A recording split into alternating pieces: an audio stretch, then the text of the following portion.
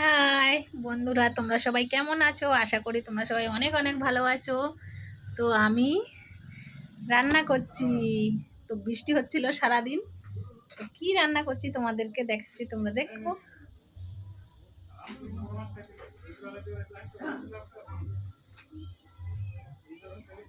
এই দেখো, দেখেছো কি রান্না করছি?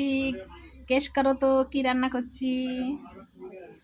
এই যে গাজর, আলু, মটর, ফুলকপি, টমেটো, পেঁয়াজ, শুকনো লঙ্কা, কাঁচা লঙ্কা, পাঁচফোড়ন, জিরে, আর এখানে দিয়েছি এই দেখো চাল, 2-3 রকমের ডাল মিক্সড করে ফুটাতে।